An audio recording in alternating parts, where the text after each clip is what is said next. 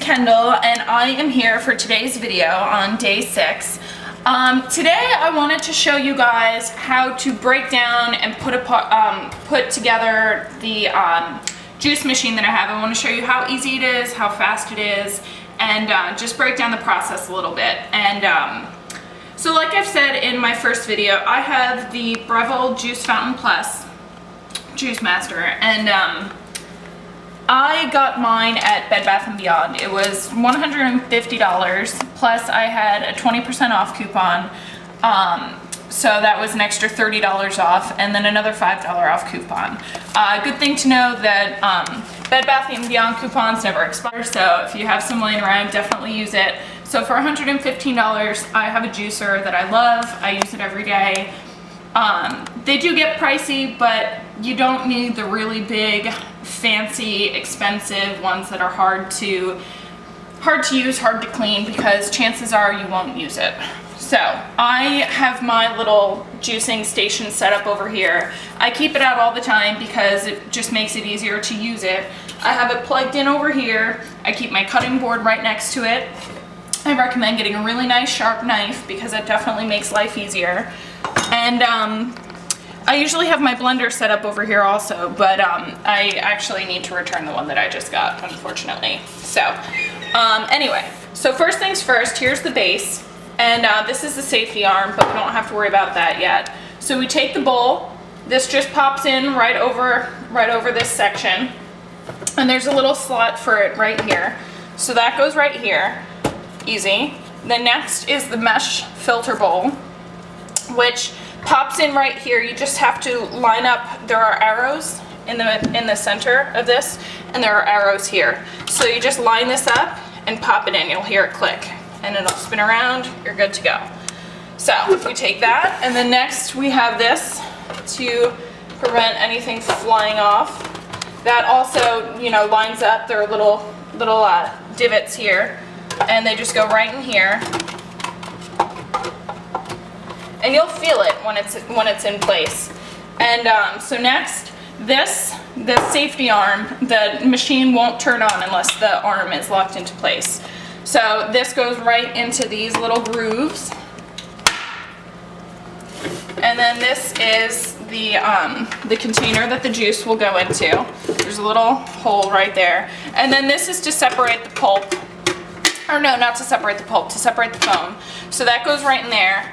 And then this is the pulp container, which a little tip that I heard, and it definitely makes life easier, line it with a plastic bag. I know everyone has a bunch of these bags laying around, so I'm just gonna pop it in here, because then when I'm done, all of the pulp will just be into the bag. I can throw it away. I don't have to clean this part. This just feeds right into here. And again, everything pops into place, so you know you're putting it in the right spot. Another thing I like about this juicer is the feeding tube is really big. So as you may have noticed in my other videos, I don't chop up my apples. A whole apple will just fit right into here. You don't have to worry about the core, the stem, all of that stuff is separated. So that also makes life a lot easier.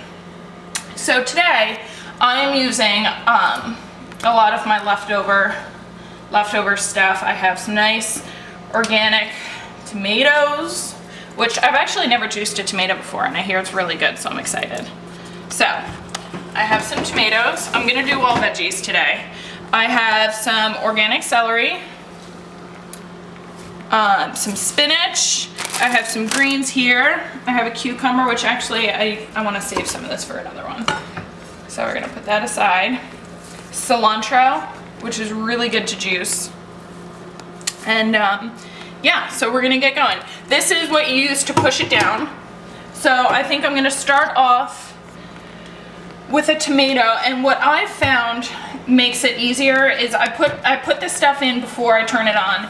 And for the greens, because you don't get a big yield, but that's okay because they're so potent. So what I do is I really squish it into a ball, because that's one of the tips I have heard from other people, and it works really well. So you squish it into a ball, shove it in there, and I put it in between all of the other stuff because I think it really helps to get it there.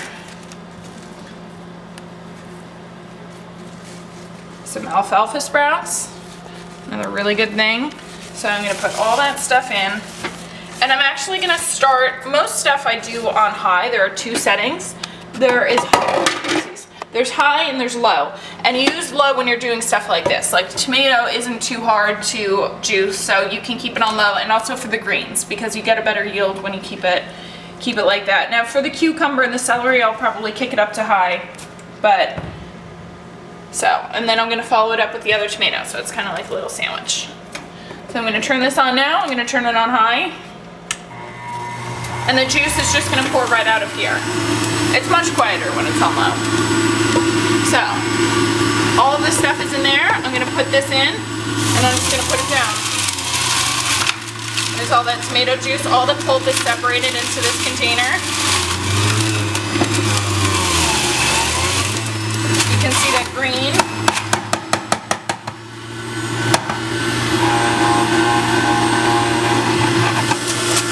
So now I'm gonna kick it up to high. Put in the celery.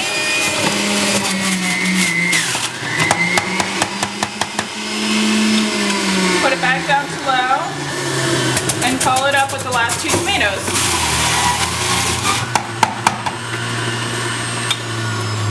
And here you go. So there's my juice. It's already made. You see how quick that is. I'm gonna get some glasses. We'll put this, like I've said before, I pop the glass right here so that it doesn't drip. So now, to show you how quick it is to break it down, this arm comes out, this comes out, the sink is right here, just rinse it off, give it a nice good quick rinse in really hot water, put it to the side, and over here, I take this pulp, a lot of times there's some sitting in here, so just scoop it back out, you know, right here. Bring it over.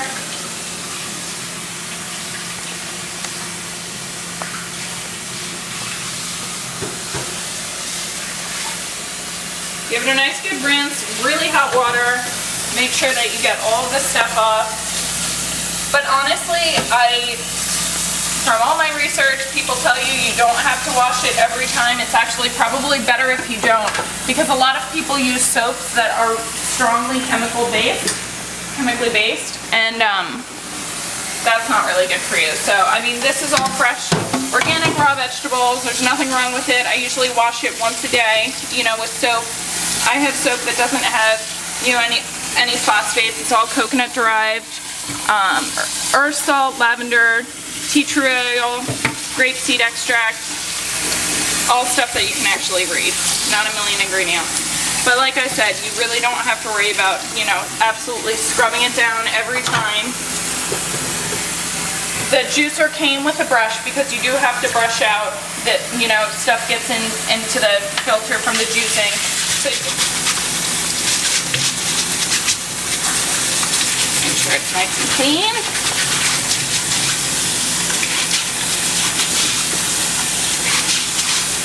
So then over here, this bag, like I said, just to show you how easy it is.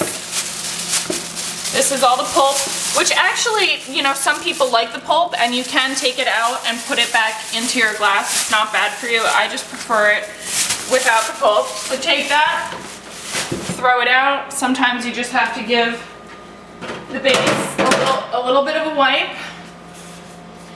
And then I'm left with just my cutting board and my knife.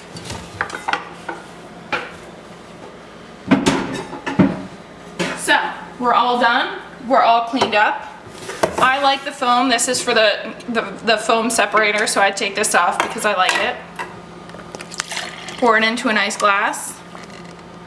And just like that, under 10 minutes. It took me a little bit longer because I was showing you guys.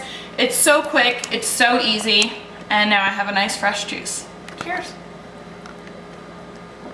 Very good. Bye guys, I'll see you for my next video.